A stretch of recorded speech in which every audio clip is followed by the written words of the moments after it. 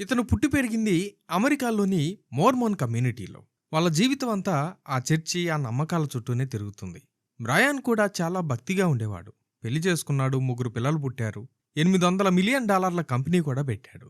అంతా బాగానే ఉంది, కానీ సడన్‌గా ఒకరోజు అతనికి నమ్మకం పోయింది.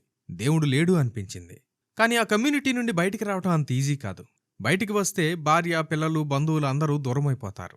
ఆ భయంతో దేవుణ్ణి నమ్మకపోయినా 10 ఏళ్ల పాటు ఆ మతంలోనే ఉంటూ తీవ్రమైన డిప్రెషన్ అనుభవించాడు.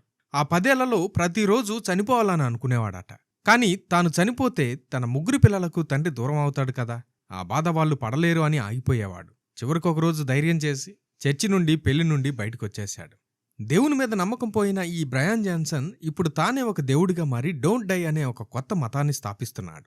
ప్రతి వారం వీళ్ళందరూ ఒకచోట మీటింగ్ పెట్టుకుని ఆలివ్ ఆయిల్‌ను ఒక తీర్థంలాగా తాగుతారు.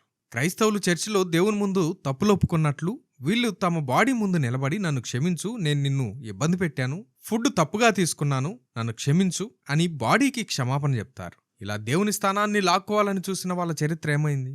ప్రాచీన చైనా చక్రవర్తి క్వీన్ షీ హువాంగ్ కూడా ఇలానే చావు భయంతో అమరత్వం కోసం దేవుళ్లను వెతికాడు. చివరకు ఆల్కెమిస్టుల మాట విని పాదరసం మాత్రలు మింగాడు. అదే అతన్ని లోపల నుండి తినేసి పిచ్చివాళ్లా మార్చి 49 ఏళ్లకే చంపేసింది.